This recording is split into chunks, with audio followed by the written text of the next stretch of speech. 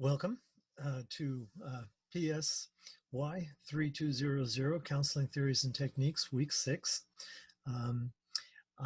First things first, we'll do a guided mindful meditation. And that is a technique that can be used by you with counseling clients to allay dysregulation, to help get your clients into ventral vagal safety, into a place where you're able to work with them. We'll be talking a little bit about those things today. So let me share the screen with you.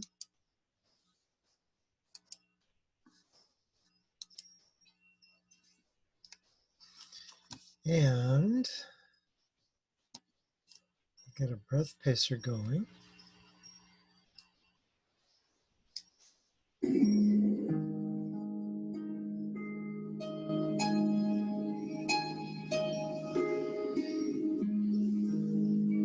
So breathe in on the rising tones.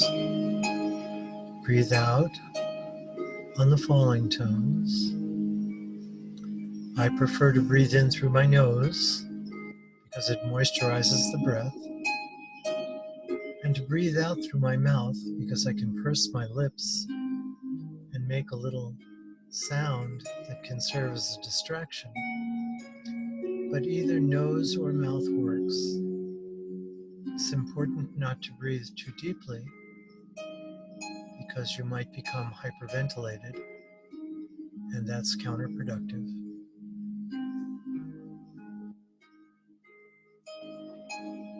Allow your abdomen to protrude a little bit when you inhale.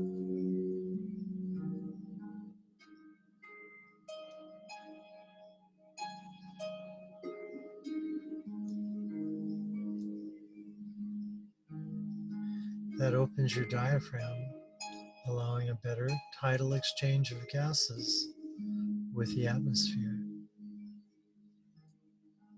And you might imagine that you're breathing in relaxation and exhaling tension. And with every breath, you could imagine yourself becoming more and more deeply relaxed as your nervous system gives up sympathetic arousal.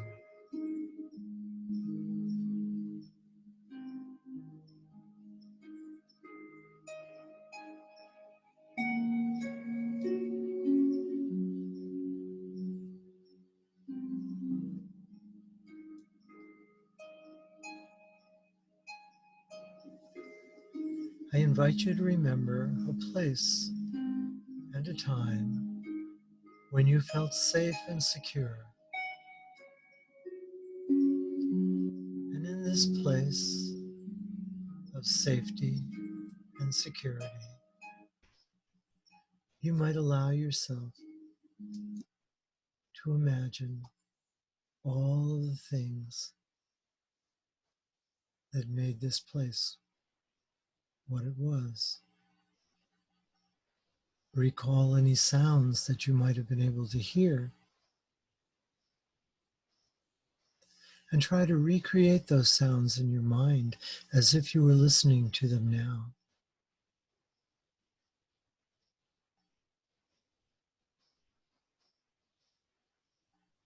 If there were any sensations on your skin from the sun, a breeze, the rain, whatever it might have been, allow yourself to recreate those sensations as if you were experiencing them now.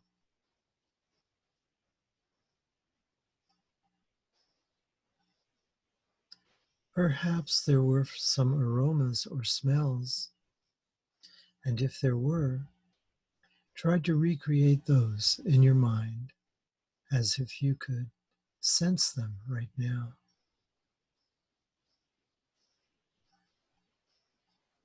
Remember what you could see. Try to recreate those scenes in your mind as if you were looking at them now. And just allow yourself to enjoy whatever level of relaxation you might be experiencing.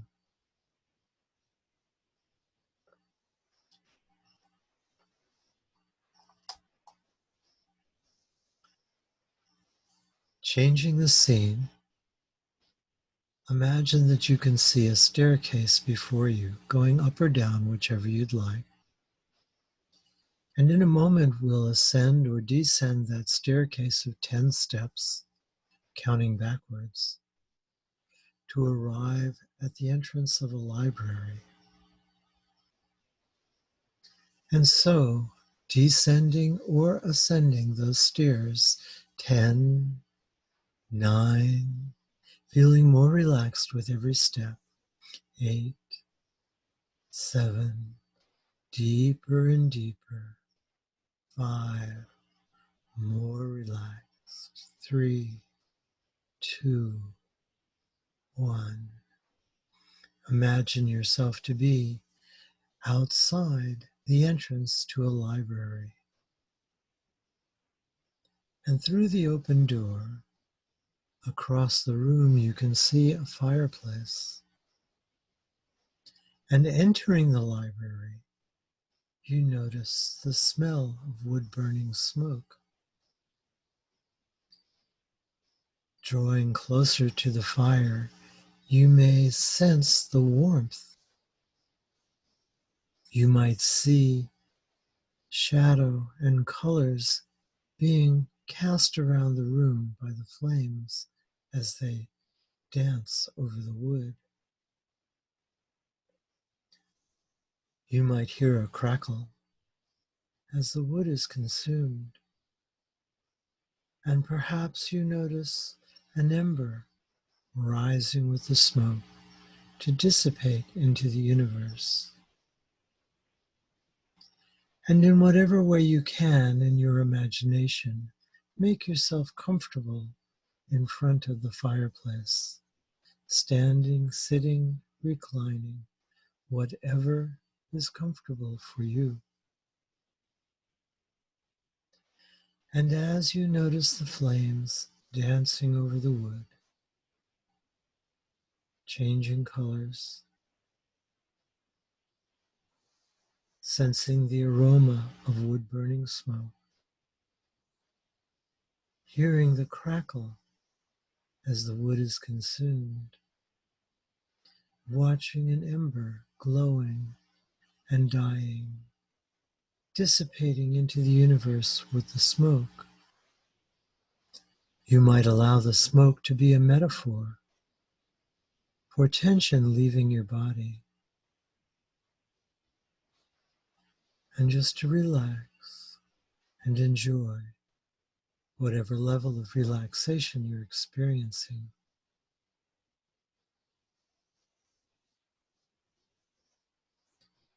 To your surprise, within reach, you notice a book with your name on it. And withdrawing it from its spot and opening it up, you are surprised to find that it's half filled out. The half that is filled out represents your life up until now, and the blank pages represent the unfolding present and emerging future.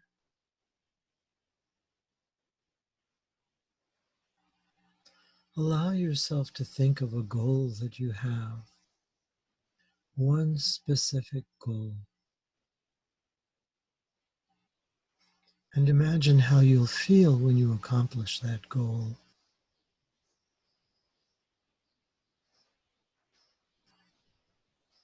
And take that feeling of accomplishment, and in whatever way you might imagine, place it on a blank page in the book, a memory for the future, so to speak. Not that placing it there makes it happen, but by placing it there in your imagination, you might be reminded of the things you have to do in order to accomplish your goal.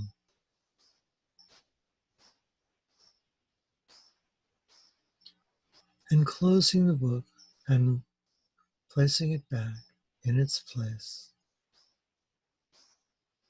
just relax and enjoy whatever level of relaxation you're experiencing.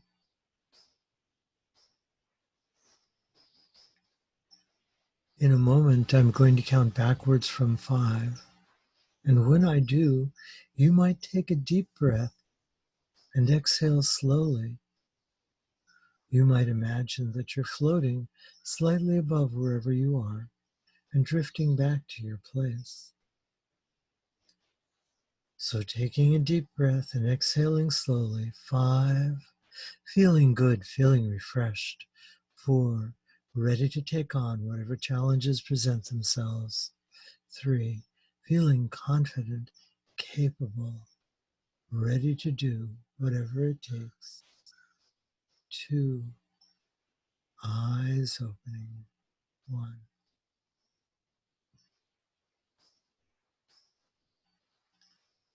I trust that experience was a good one for you. It's not a difficult exercise to lead, and I invite you to try it on some of your friends or significant others, not while driving or operating heavy machinery, not while eating. Okay?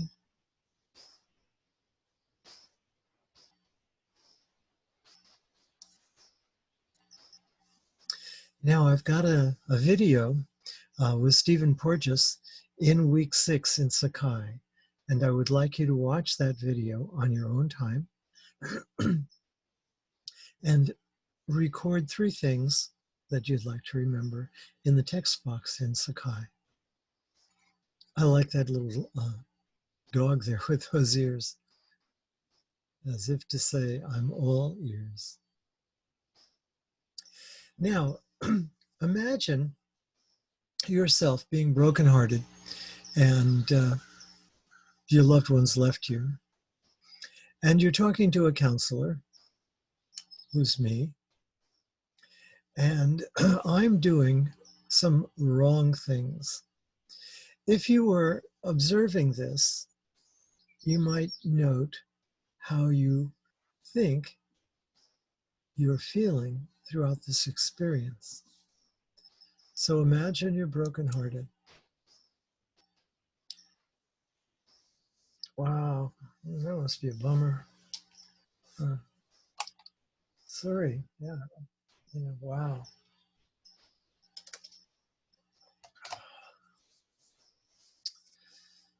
Oh boy, yeah.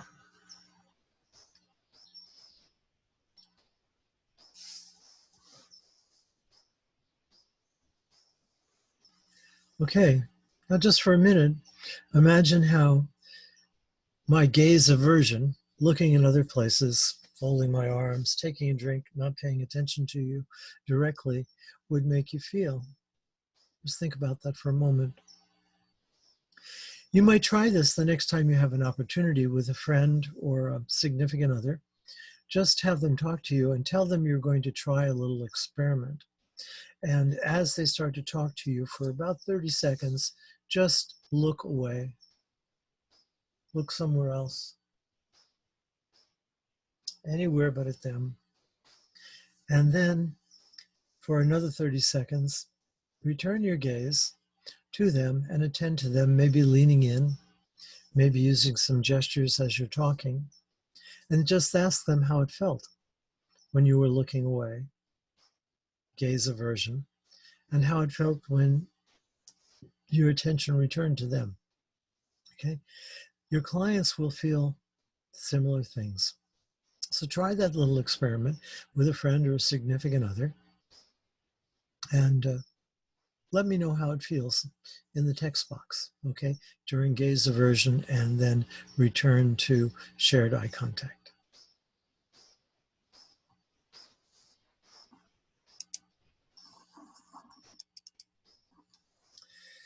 Now, here are some things that you've read about in the textbook, which is increasingly gaining my approval as I go through it. There's things you see on the screen right there. The first 2, I think we've talked about a little bit before already, and you know, I believe, what those mean. The next ones, silence, of course, is an easy thing to understand.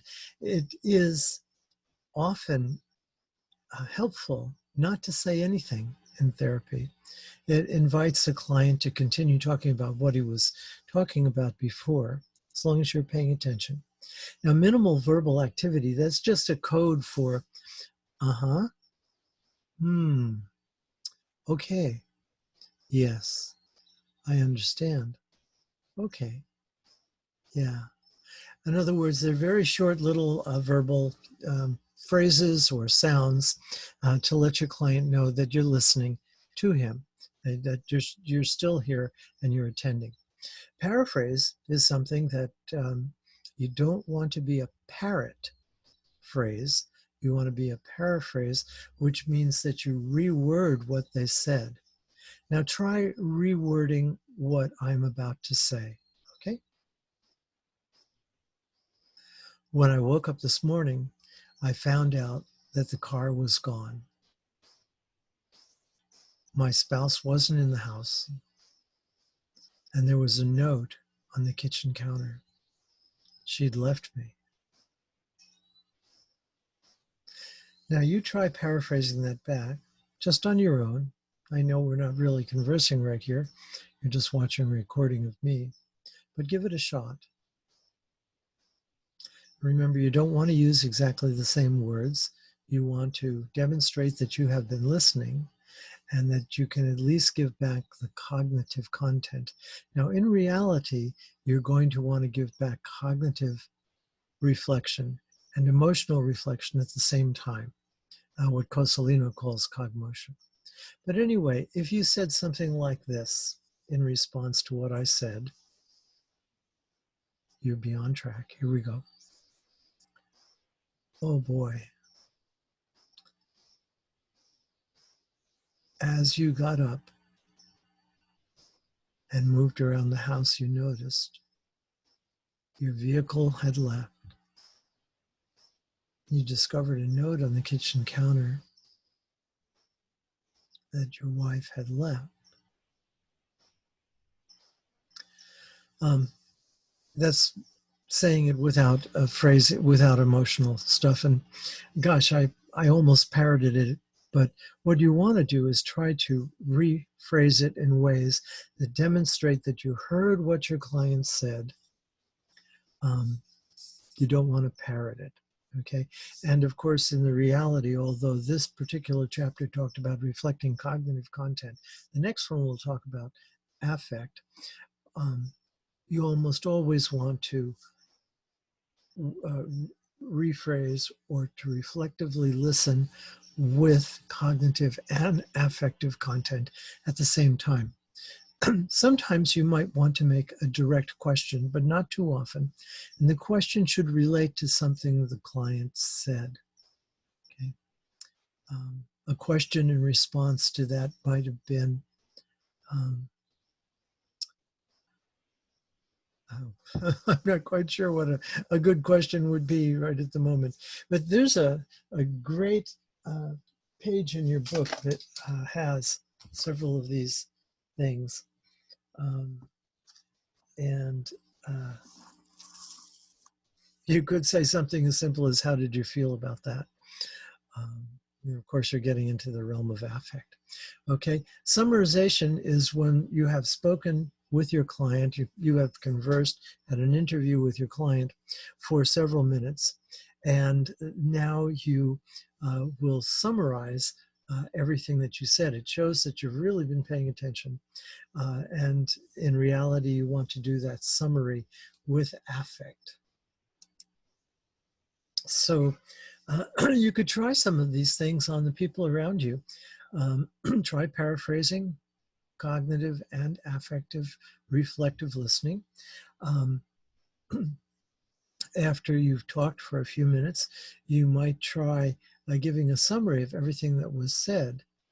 And then after you do that, just ask your volunteer, whoever it was, maybe you Zoom with a classmate, that would be cool. Ask them how it felt throughout the interview. Okay.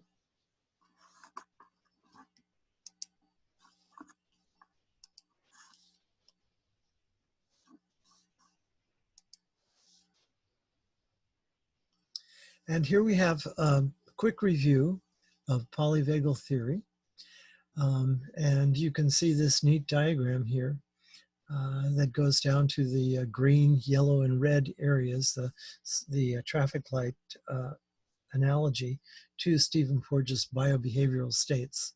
And there's some good information here. You might want to take a look at this later in reviewing polyvagal theory.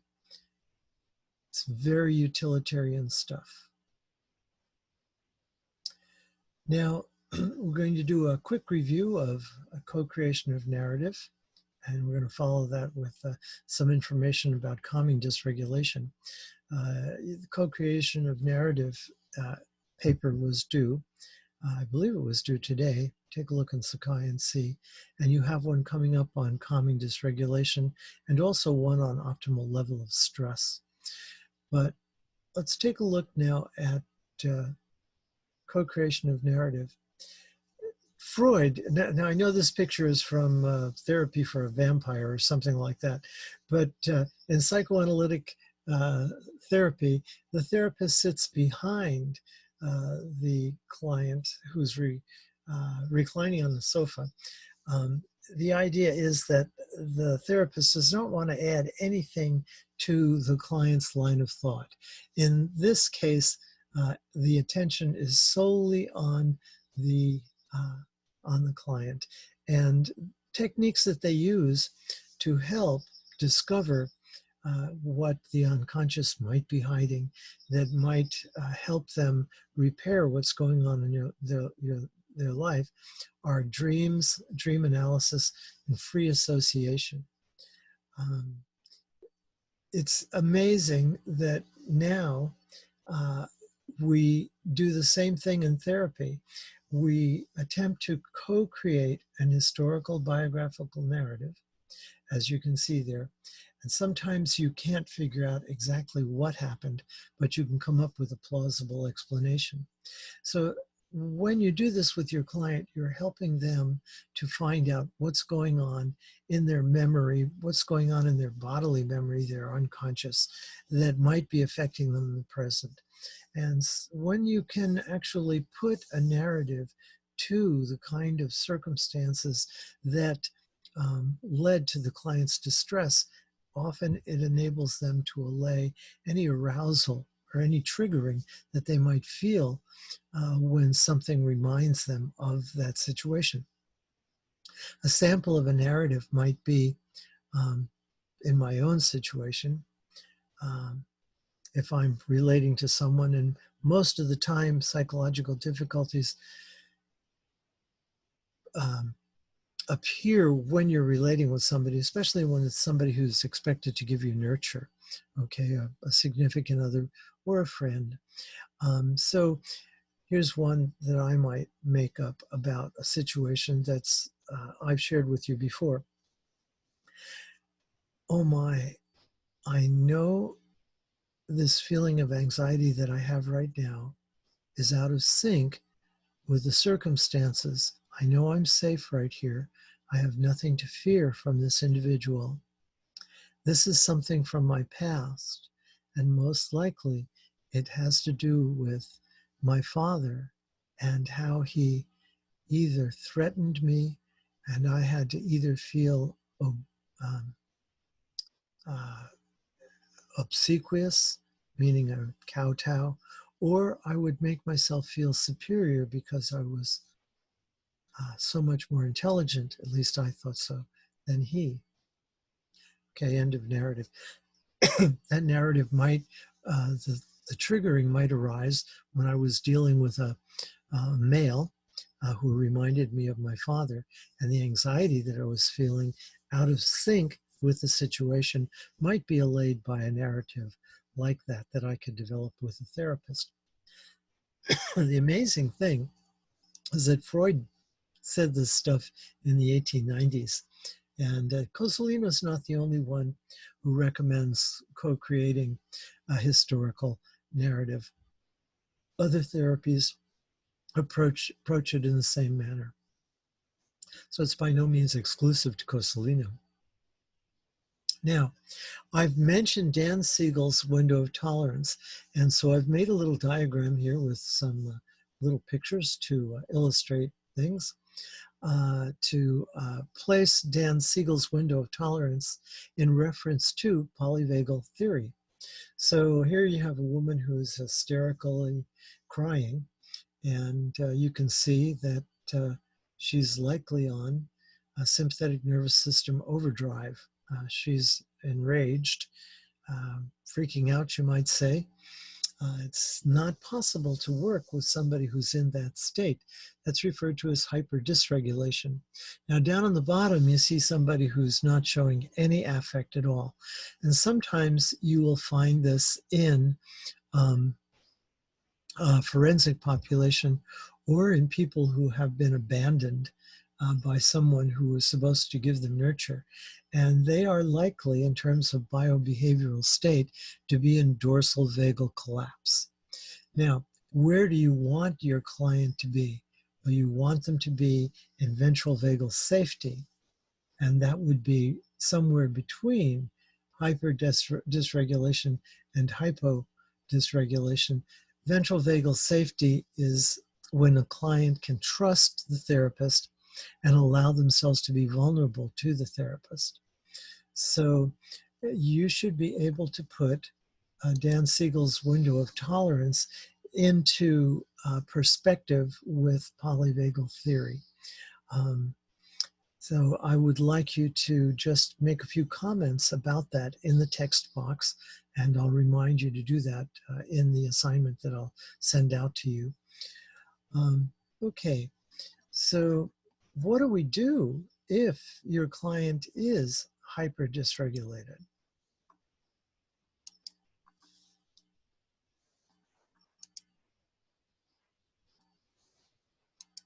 There we go. There's at least 4 things that you can do, okay? And I've got them illustrated by some pictures here. Notice this lady, therapist, representing a therapist, is very calm, very soft eyes. She looks very relaxed. Now, you might not necessarily want to smile if a person is dysregulated, but by all means, you need to be calm. That's the very first thing, okay? Now, you can help your client get out of dysregulation by having them accentuate their exhale. A short inhale and a long exhale.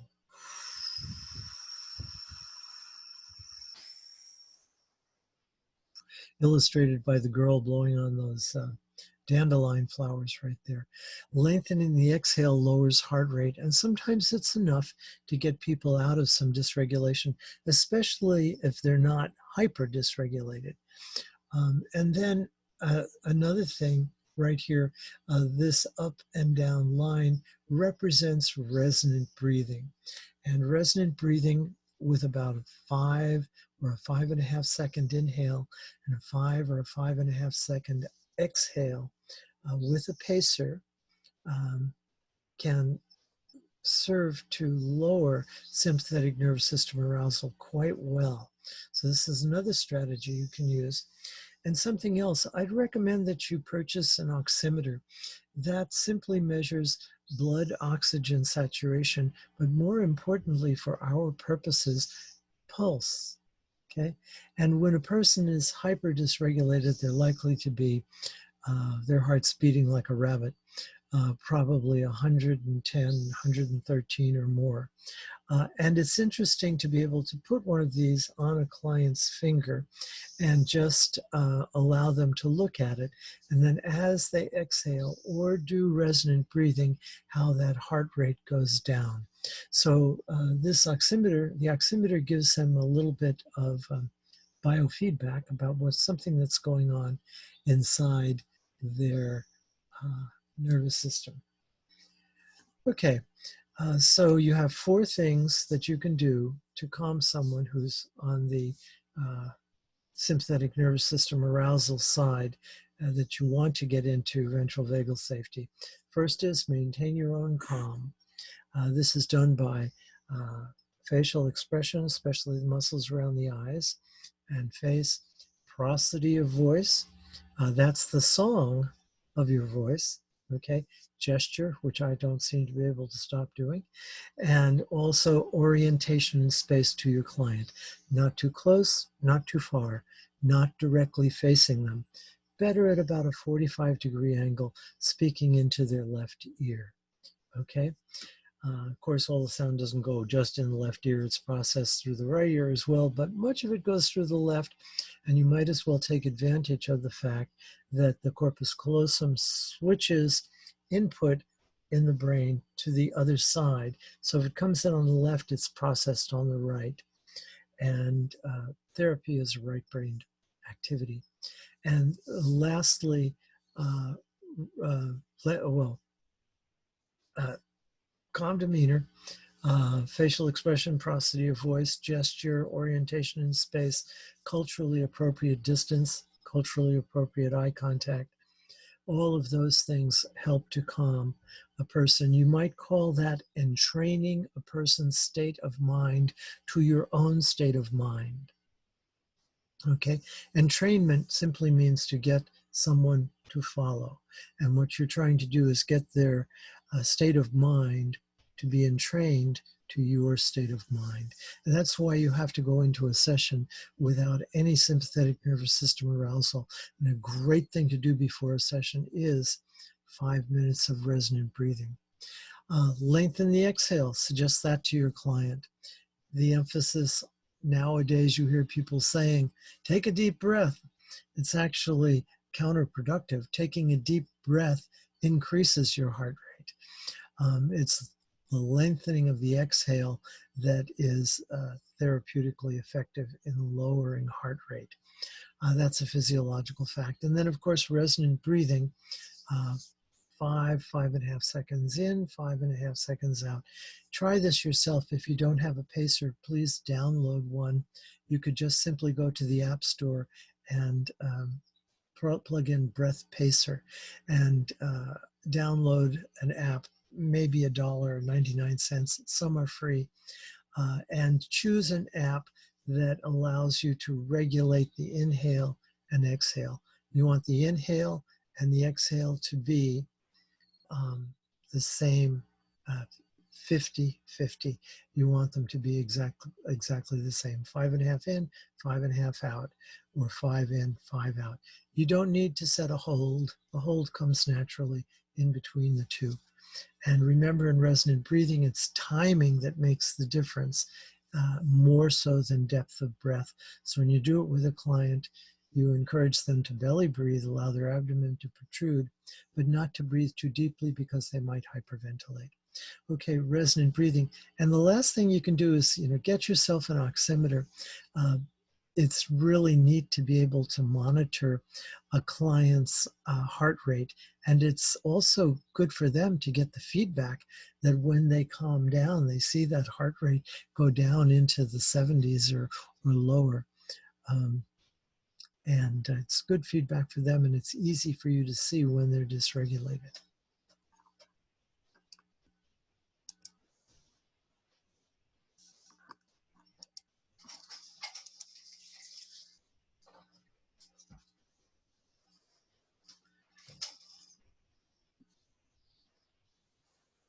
Okay, now let me know, did anything click with you today? I want you to write down in the text box 3 concepts or ideas that you want to remember. Okay, maybe some new concepts, maybe something was new for you today. I hope so. Okay, so this week's lesson will be this very short recording, and the activities that I put in the text box. Do your reading as well, and I hope you'll have success with your essay. If anybody has any questions about that, please sign in to my office hours between 12 and 1 and between 5 and 6 on Thursdays, or just request a Zoom session and we'll get you set up with that. Okay, take care.